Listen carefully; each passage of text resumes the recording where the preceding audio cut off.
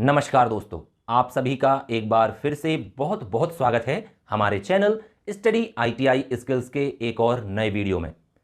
आज के वीडियो से हम बेसिक इलेक्ट्रिकल्स की स्टडी स्टार्ट करेंगे। तो चलिए शुरू करते हैं। इलेक्ट्रिसिटी यानी विद्युत को कई प्रकार से परिभाषित किया जा सकता है, लेकिन अगर सरलतम रूप में बात करें तो किसी पदार्थ या विद्युत सुचालक के अंदर इलेक्ट्रॉन्स का प्रवाह विद्युत यानी इलेक्ट्रिसिटी कहलाता है। इलेक्ट्रिसिटी को अच्छी तरह से समझने के लिए सबसे पहले हमें पदार्थ की संरचना को समझना होगा। सबसे पहले जान लेते हैं कि पदार्थ या मैटर क्या होता है। ऐसी कोई भी चीज जो स्थान घेरती है एवं उसमें द्रव्यमान होता है पदार्थ कहलाती है। जैसे कि सोना, चांदी, मिट्टी, लकड़ी इत्यादि पदार्थ हैं।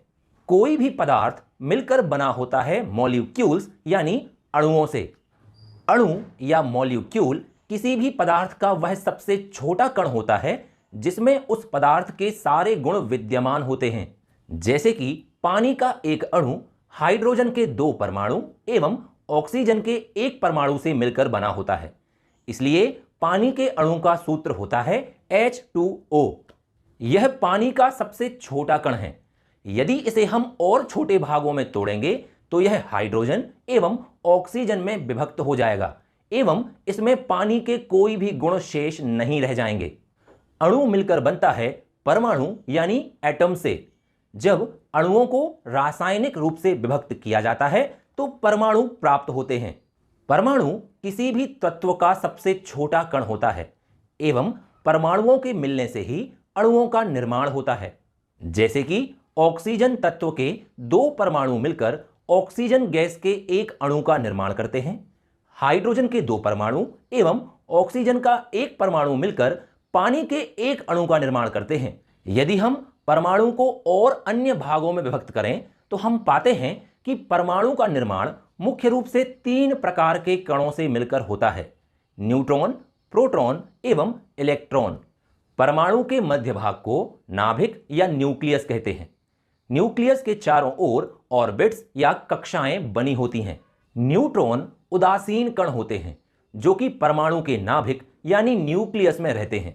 न्यूट्रॉन्स पर कोई भी चार्ज नहीं होता है। चूंकि न्यूट्रॉन्स पर कोई चार्ज नहीं होता है, इसलिए विद्युत के प्रवाह में न्यूट्रॉन्स का कोई भी योगदान भी नहीं होता है। प्रोटॉन धनात्मक कण होते हैं। प्रोटॉन पर चार्ज का मान 1.602 इंटू 10⁻⁻19 कूलाम्ब होता है। प्रोटॉन का द्रव्यमान 1.6729 इंटू 10⁻27 किलोग्राम होता है। न्यूट्रॉन्स की तरह ही प्रोटॉन्स भी परमाणु के न्यूक्लियस में रहते हैं। इसलिए विद्युत के प्रवाह में प्रोटॉन्स का भी कोई योगदान नहीं होता है। विद्युत के प्रवाह की दृष्टि से सबसे महत्वपूर्ण कण होते हैं इलेक्ट्रॉन्स। इलेक्ट्रॉन्स ऋणात्मक कण होते हैं एवं इन पर चार्ज का मान प्रोटॉन्स के बराबर एवं विपरीत होता है। यानी कि इलेक्ट्रॉन्स पर भी चार्ज का मान 1.602 इंटू 10⁻⁻19 कूलाम्ब होता है। अंतर बस इतना है कि जहां पर प्रोटॉन पर पॉजिटिव चार्ज था वहां पर इलेक्ट्रॉन पर नेगेटिव चार्ज होता है। इलेक्ट्रॉन का द्रव्यमान 9.107 इंटू 10⁻31 kg होता है। परमाणु के नाभिक यानी न्यूक्लियस के चारों ओर कक्षाएं बनी होती हैं। इलेक्ट्रॉन्स इन्हीं कक्षाओं में चक्कर लगाते हैं।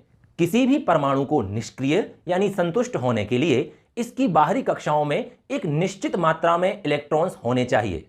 नियमानुसार पहली कक्षा में 2 इलेक्ट्रॉन, दूसरी कक्षा में 8 इलेक्ट्रॉन, इसी तरह से अन्य कक्षाओं में 18, 32, 50, 72 इत्यादि इलेक्ट्रॉन होना चाहिए। उदाहरण के लिए कॉपर के एक परमाणु में 29 इलेक्ट्रॉन होते हैं। इसलिए परमाणु की कक्षाओं में इनके इलेक्ट्रॉन का अरेंजमेंट होगा 2, 8, 18 एवं 1। नियमानुसार हमें पता है कि परमाणु की चौथी कक्षा में 32 इलेक्ट्रॉन होना चाहिए, लेकिन यहां पर कॉपर परमाणु की चौथी कक्षा में केवल 1 इलेक्ट्रॉन है। इसलिए यह इलेक्ट्रॉन फ्री इलेक्ट्रॉन होगा। इसी तरह से एल्यूमिनियम के एक परमाणु में 13 इलेक्ट्रॉन होते हैं। इसलिए परमाणु की कक्षाओं में इनका अरेंजमेंट 2, 8 एवं 3 होगा। नियम अनुसार परमाणु की तीसरी कक्षा में 18 इलेक्ट्रॉन होने चाहिए, लेकिन यहां पर एल्यूमिनियम परमाणु की तीसरी कक्षा में केवल 3 इलेक्ट्रॉन हैं जो कि फ्री इलेक्ट्रॉन होंगे। इन फ्री इलेक्ट्रॉन्स के कारण ही धातुओं में विद्युत का प्रवाह यानी फ्लो ऑफ इलेक्ट्रिसिटी होता है। जब किसी विद्युत चालक पदार्थ को किसी विद्युत सोर्स से जोड़ा जाता है तो इस विद्युत चालक में से इलेक्ट्रॉन्स का प्रवाह होता है। ये इलेक्ट्रॉन्स नेगेटिव टर्मिनल से पॉजिटिव टर्मिनल की ओर प्रवाहित होते हैं। इसलिए इस चालक में विद्युत पॉजिटिव टर्मिनल से नेगेटिव टर्मिनल की ओर प्रवाहित होती है, यानी कि विद्युत का प्रवाह हमेशा इलेक्ट्रॉन प्रवाह की विपरीत दिशा में होता है।